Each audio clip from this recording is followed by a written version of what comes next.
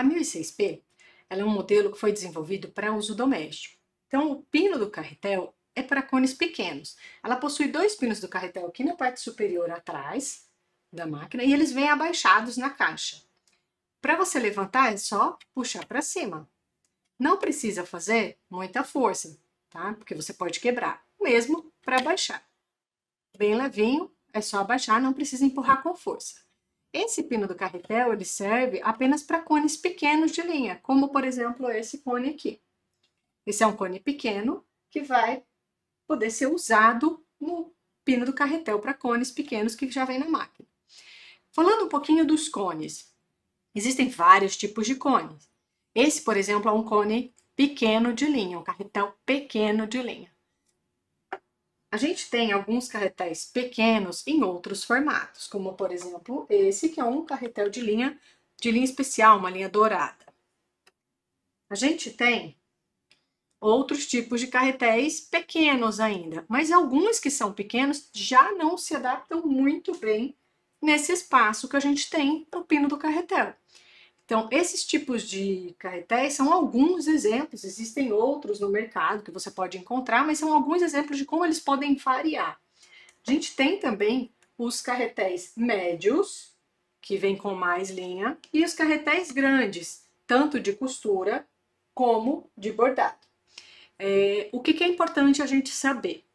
Na máquina a gente vai conseguir usar os carretéis realmente pequenos, os intermediários, os médios e os grandes a gente não vai conseguir encaixar no pino do carretel. Então depois eu vou mostrar para vocês como a gente faz uma passagem de linha para ajudar essa passagem, né, para ajudar esse equilíbrio da linha, para ela não ficar perdida lá atrás para entrar na máquina. Em relação ao cone de linha, como é que eu faço a escolha do meu cone de linha? Eu devo comprar todos pequenos? Eu devo comprar todos grandes? Não.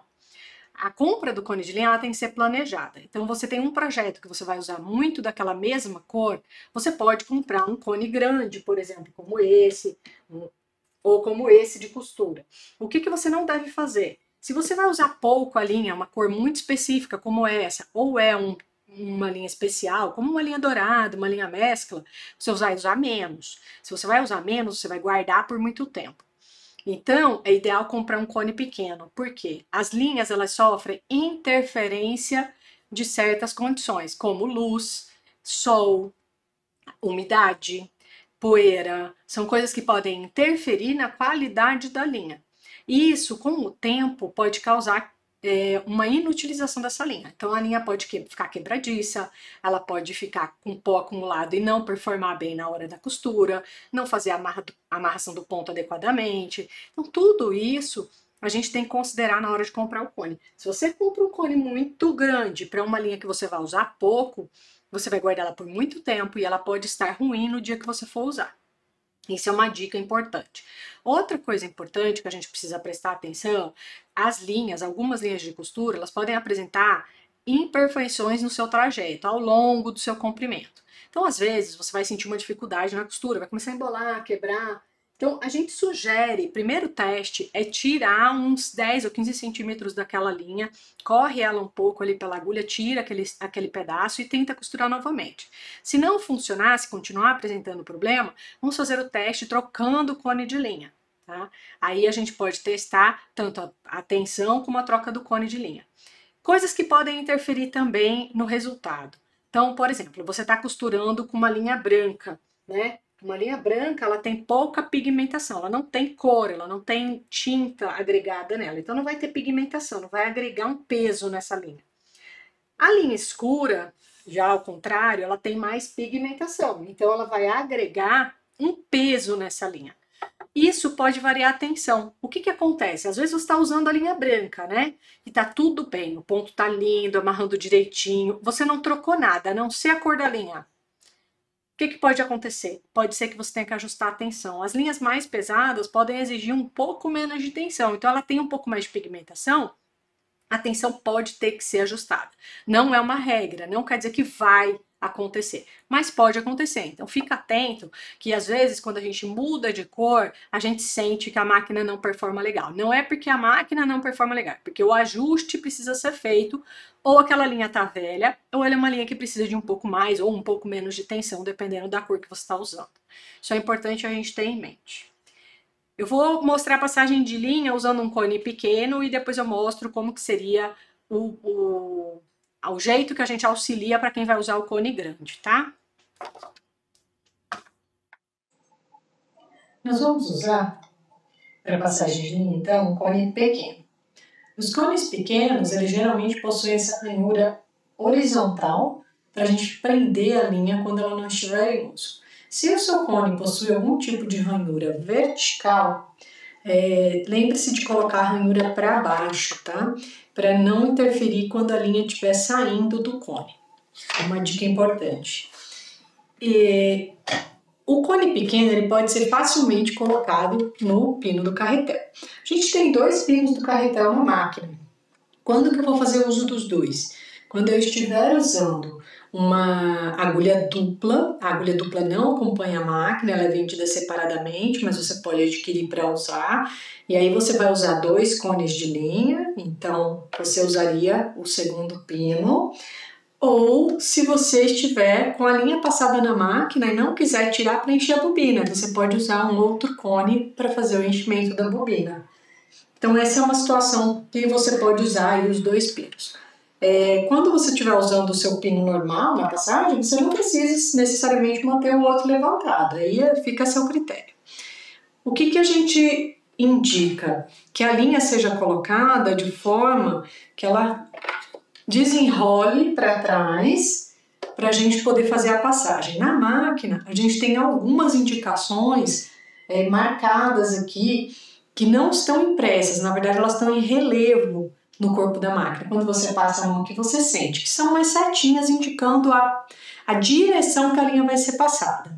É importante que a linha entre aqui de maneira equilibrada, então ela não pode vir lá de trás, ela tem que vir na direção para entrar aqui na horizontal, né, no primeiro ganchinho aqui que desce para a passagem no tensor. Então, o que é importante? A gente se certificar que a linha está vindo na posição correta. O tensor de linha da máquina ele fica aqui dentro. O tensor de linha ele é configurado com 2 pratinhos assim. E quando a gente vai fazer a passagem de linha aqui em cima, a primeira coisa que a gente tem que se certificar é que o pé esteja levantado. O calcador precisa estar levantado. O meu calcador está abaixado, então eu vou levantar. O que acontece? Se eu estiver com o calcador abaixado, os pratinhos estão fechados. Se o pratinho estiver fechado, a linha não vai passar aqui no meio e aí não vai ter tensão. Para a linha ter tensão, ela tem que passar no meio dos pratinhos. Para isso tem que levantar o calcador. Quando eu levanto o calcador, os pratinhos abrem e a linha vai poder entrar no meio. E quando eu abaixar o calcador, os pratinhos vão pressionar a linha, causando essa tensão na linha. Então, se eu fizer a passagem com o calcador abaixado, a linha não vai entrar no meio dos pratinhos e eu vou ter problema de embolar a linha e de não costurar corretamente. Então, essa é a primeira coisa que eu preciso me certificar. O calcador precisa estar levantado para fazer a passagem da linha, tá? Depois de levantar o calcador, aí a gente vai fazer a passagem de linha aqui em cima. Eu vou mostrar alguns detalhes e depois eu mostro alguns detalhes aqui na frente e embaixo. O que é importante quando eu estiver fazendo a passagem de linha? Me certificar, então, que a linha está saindo na posição de trás, né? Para entrar na posição correta. Se eu fizer isso aqui, ó, eu vou perceber que a linha segue certinho a setinha que tem marcado aqui, ó. Tem uma setinha aqui, tem uma setinha aqui, que indica a direção que a linha tem que ver. Tá? Então, ela vem certinho nessa direção. Para fazer a passagem de linha, você precisa segurar a linha de forma adequada. Segura a linha mais próximo do cone com a mão direita e segura a linha mais próximo da ponta com a mão esquerda. Dessa forma, você vai ter mais precisão na hora da passagem. Eu vou passar primeiro sob o ganchinho, esse primeiro ganchinho aqui, então a minha linha está vindo corretamente, na direção correta, entrou no ganchinho, desce o canal direito. Quando eu desço o canal direito, lá embaixo eu posso fazer a voltinha e subir o canal esquerdo. Quando eu subo o canal esquerdo, a gente encontra essa pecinha é chamada de estica-fio. Quando você recebe a máquina, estica-fio está abaixado. Ele está assim, então você acha que não veio uma peça. Na verdade, o estica-fio é uma peça que ele sobe e desce conforme o movimento da agulha. Se a agulha desce, ele desce. Se a agulha sobe, ele sobe. Por isso, quando a agulha está abaixada, ele não aparece aqui. Para você verificar o estica-fio, para ele aparecer, subir, você precisa girar o volante na sua direção. Nunca para trás, o volante sempre deve ser girado na sua direção. E aí você consegue verificar aqui o estica-fio. Então, eu vou mostrar para vocês que a hora que a gente chegou aqui e o nosso estica-fio está na posição, você vai fazer a passagem de linha da direita para a esquerda. Sempre da direita para a esquerda. Aqui, inclusive, tem um desenhinho mostrando que é da direita para a esquerda, uma setinha. E se certificando de que a linha não fica aqui pelo caminho, ela não pode ficar nessa posição, por exemplo, ela tem que entrar no furinho. Se ela não entrar aqui no furinho, a gente vai ter um problema de embolar a linha, a máquina não vai costurar. Vai dar problema no ponto, vai dar problema na máquina, então você não vai conseguir costurar adequadamente. A linha sempre tem que estar passada corretamente aqui no estica-fio. E aí você termina fazendo a descida do canal esquerdo. Vou fazer novamente, ó, passar de novo. Primeiro a gente passa no primeiro ganchinho, desce o canal direito, voltinha lá embaixo, sobe o canal esquerdo e aí da direita para a esquerda, voltinha no estica-fio, certificando que a linha entrou aqui no furinho. Aí eu desço o canal esquerdo.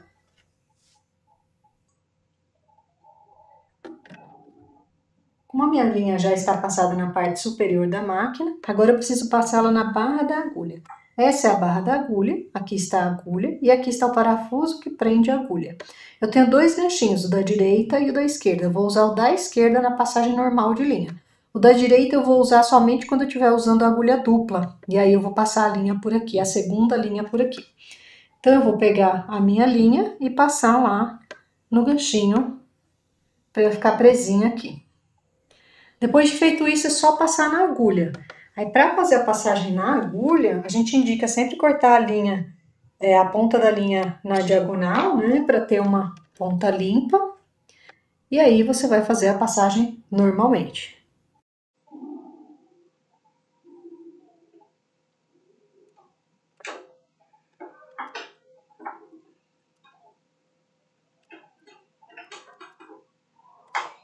A linha sempre tem que ser passada de frente para trás na agulha, nunca ao contrário.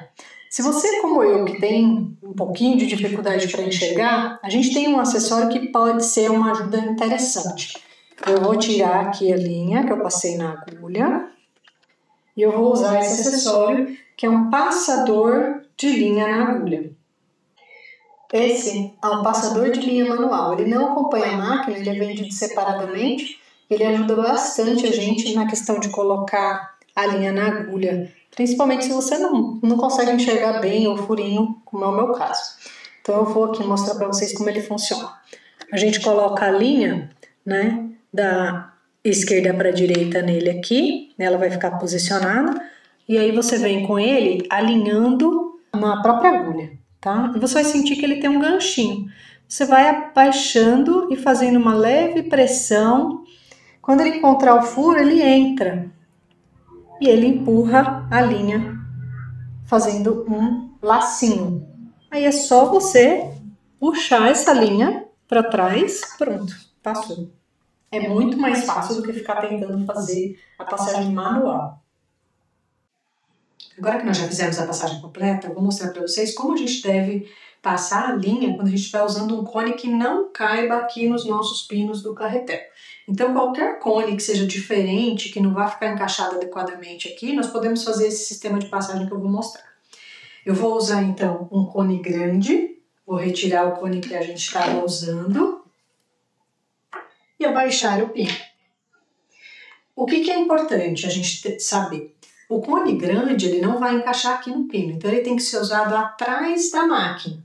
O que eu preciso que vocês façam com certeza? Nunca coloquem o cone do lado da máquina aqui perto do volante. Por quê? Porque ao usar a máquina, o fio vai ficar muito próximo do volante. Lembra que o volante ele vai estar girando o tempo todo conforme a máquina trabalha e essa linha pode embolar aqui. Se ela embolar aqui no volante, você vai ter que levar a sua máquina para assistência para abrir e tirar. Isso não é garantia, isso é erro no manejo. Então você vai ter que pagar pelo serviço. Não é interessante você fazer isso, porque embolar a linha aqui é um problema do uso. Então não deixe nenhuma linha aqui próxima do volante, porque ela vai enrolar. E ela enrola muito rápido, entra lá dentro e tem que tirar na assistência, tá? Então coloque sempre, sempre longe do volante, então sempre atrás. Aí como que você vai fazer a passagem? Se você vier direto aqui na área de passagem, você vê que a linha vem de trás. Essa forma está incorreta para fazer a passagem de linha. Você pode usar um suporte de cone de mesa, que existem vários que as pessoas acabam utilizando, até improvisando um suporte de mesa, não tem problema, mas a linha tem que vir desta direção, daqui para lá. Então o que a gente sugere que você faça?